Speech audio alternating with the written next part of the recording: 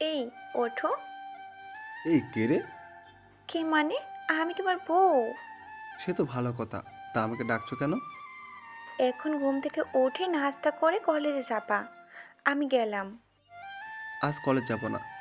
কি? কই কি? কলেজ যাবি না তুই? হ্যাঁ যাব তো। তাহলে কেন বললি যাবি না? না, আমি কখন বললাম? এই যে এখন। না, তুমি ভুল শুনেছ। আচ্ছা, তাড়াতাড়ি ওঠো। আজ না গেলে হয় না? হ্যাঁ হয়। তাহলে হ্যাঁ, আমি যাব না আজ। তাহলে আজ খাবার বন্ধ। না না না, আমি যাব। এই তো ভালো ছেলে। ঘুম হুম ঘুম থেকে উঠে সোজা বাথরুমে গিয়ে ফ্রেশ হয়ে নিলাম। রিয়া হলো আমার একমাত্র বউ। এবার অনার্স ফার্স্ট ইয়ারে পড়ে। হ্যাঁ, আমার থেকে 1 বছরের সিনিয়র। হ্যাঁ, আপনারা হয়তো ভাবছেন হ্যাঁ তো অল্প বয়সে বিয়ে কেন? তারপর বউ আমার বড়। এর একটা কারণ আছে। আমি যখন ইন্টার ফার্স্ট ইয়ারে পড়ি তখন আমার মা মারা যায়। আমি আর বাবা একা হয়ে পড়ি। তখন বাবার নিজে আবার বিয়ের সিদ্ধান্ত নেয়, কিন্তু তখন বাবাকে বাধা দেয় মায়ের কাছের এক বান্ধবী। মা মারা যাওয়ার সময় তাকে আমাদের খেয়াল রাখার দায়িত্ব দিয়ে যান। তো তিনি বাবাকে পরামর্শ দিলেন যে যদি বাবা বিয়ে করে তাহলে আমি একা হয়ে যাব, তাই বাবা যেন বিয়ে না করে। কিন্তু তখন বাবা বলল আমাদের সংসার চালানোর জন্য কাউকে দরকার। তিনি বলল বাবার যদি আপত্তি না থাকে তাহলে আমার সাথে তার মেয়ে রিয়াকে বিয়ে দেবে। বাবা সংসারের কথা ভেবে রাজি হয়ে যায়। আমাদের বিয়েটা খুব তাড়াতাড়ি হয়ে যায়। প্রথমে রিয়া আমাকে মেনে নিতে না পারলেও এখন মেনে নিয়েছে। আর কিছু এখন বলতে পারবো না, দেরি হয়ে যাচ্ছে। নাস্তা করে কলেজ যেতে হবে। দেরি হলে বউ আমার ঠ্যাঙ্গান দেবে। নাস্তার জন্য টেবিলে গেলাম, যে দেখি তিনি রেডি। এই তো দেরি লাগে আসতে। যান। তোমাকে না বলেছি চান বলবো না? আচ্ছা বলবো না। তা রেডি হয়ে কোথাও যাবা? কলেজে। ও আচ্ছা। তাড়াতাড়ি শেষ করুন, না হলে দেরি হয়ে যাবে। আচ্ছা, নাস্তা শেষ করে রেডি হলাম, কলেজ যাব। এমন সময় এক সমস্যা। আমি যে বিয়ে করেছি তা বন্ধু মহলের কেউ জানে না। বউ, হো বউ। কি হয়েছে? আমি গেলাম। দাঁড়াও। কেন? আমিও যাব। কোথায়? কলেজে। তা যাও, আমার কি। আমরা একসাথে যাব। না, আজ না, অন্য একদিন যাব। আচ্ছা যাও। লক্ষ্মী বউয়ের কাছ থেকে ছাড়পত্র নিয়ে কলেজ আসলাম। এসে আড্ডা লেগে গেলাম। আমরা 4 জন আড্ডা দিচ্ছিলাম, 2টা ছেলে 2টা মেয়ে। ঠিক তখনই রিয়ার আগমন। আমাকে পাশ কাটিয়ে যাওয়ার সময় রাগান্বিত দৃষ্টিতে তাকিয়ে চলে গেল। বুঝতে পারলাম আজ বাড়ি গেলে খবর খারাপ, কারণ রিয়া ছাড়া অন্য কোনো মেয়ের সাথে কথা বলা যাবে না। আমি আর রিয়া একই কলেজে পড়ি, তবে আমাদের ক্যাম্পাস আলাদা। তারপর আড্ডা শেষ করে ক্লাসে গেলাম। সবগুলো ক্লাস করে বাসায় ফেরার জন্য হাঁটা শুরু করলাম। প্রতিদিন রিক্সাতে যাই, কিন্তু আজ টেনশনে আছি, তাই রিক্সা ভাড়া দিয়ে বাদাম কিনে খেতে খেতে যাচ্ছি, যদি টেনশন একটু কমে। কিন্তু তার হলো না আমার। পাশে এসে রিয়া রিক্সা থামালো। রিক্সাতে উঠো। না থাক, হেঁটেই যাব। তোকে রিক্সাতে উঠতে বলেছি। সামনে একটা কাজ আছে, তুমি যাও। ওই তুই উঠবি? আমার কাছে ভাড়া নাই। আমি দিব, তুই উঠ। কি করব? উঠতে হলো। তুই বলার কারণ হচ্ছে তিনি রেগে গেছেন। রাখলে তুই করেই বলে। বাদাম খাবা? না। রাগ করেছো? না, তুই চুপ করে থাকবি। আচ্ছা, রাগের কারণ আমি আর আপনারা সবাই জানেন। দুজনে বাসায় আসলাম।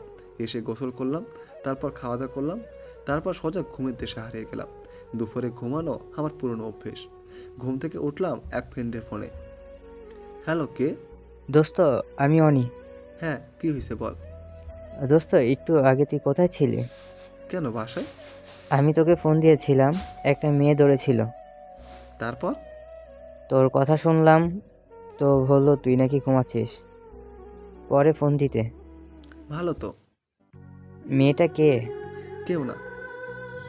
আচ্ছা, একটু পরে চলে আয় আড্ডা দিতে। ওকে। আড্ডা দিতে যেতে হবে। বইয়ের পারমিশন ছাড়া যাওয়া যাবে না।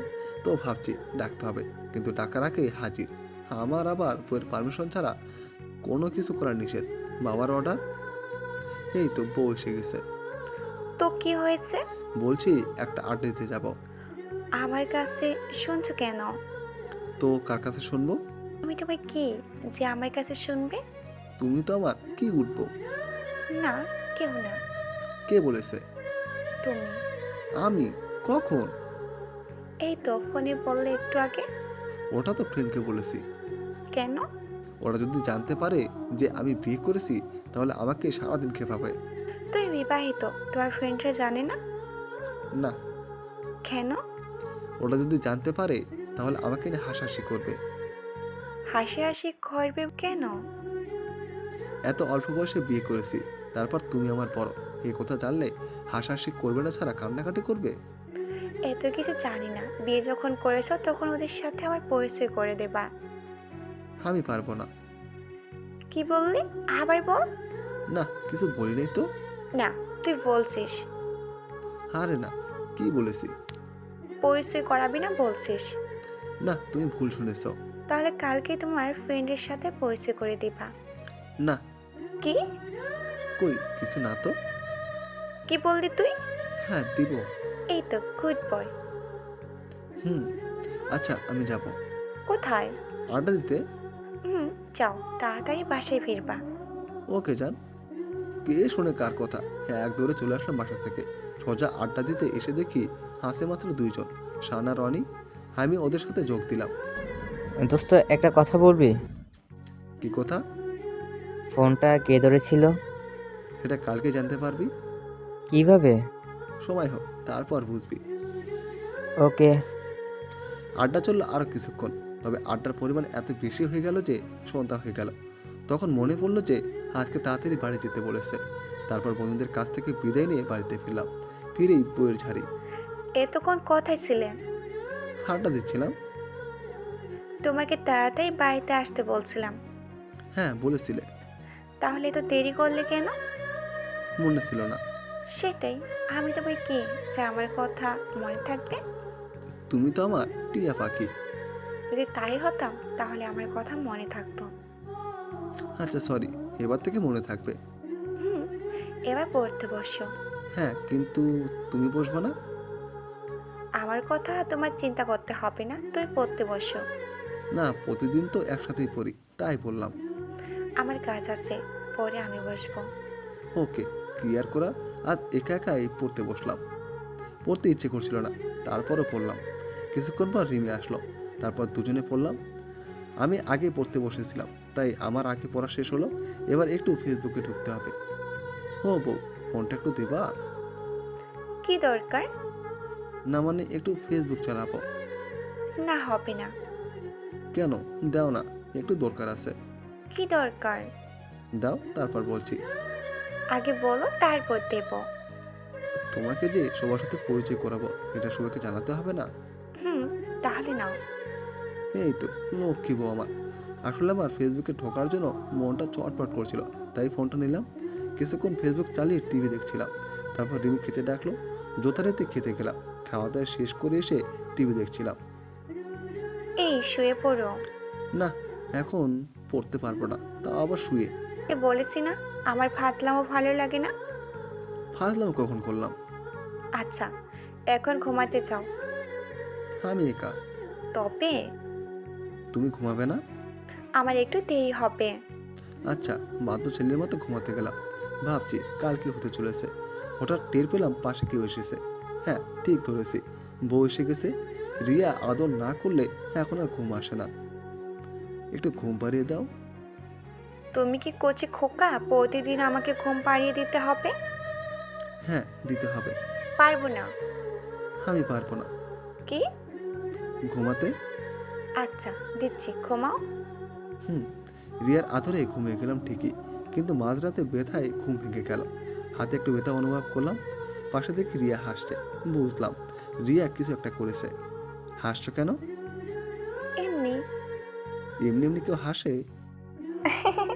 আমি হাসি গাধা। ও, তাহলে চিমটি দিছো? হ্যাঁ।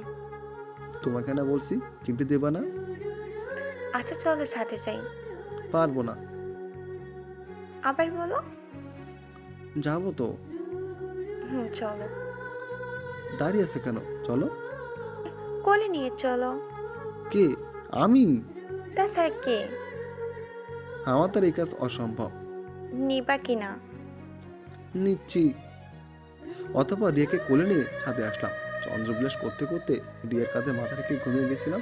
ঘুম ভাঙলো রিয়ার চিমটির ব্যথায়। উফ। ঘুমাচ্ছ কেন? তো কি করব? চারটা দেখো কত সুন্দর। হুম, তবে তোমার চেয়ে খারাপ। থাক, টক দেওয়া লাগবে না। সত্যি। কিছুক্ষণ দুজনে চন্দ্রবিলাস করলাম, তারপর ঘুমাতে গেলাম। প্রতিদিনের রুটিন অনুযায়ী আজও কলেজে যাচ্ছি, তবে সাথে আছে রিয়া। কলেজে গিয়ে বন্ধুদের সাথে পরিচয় করে দিলাম।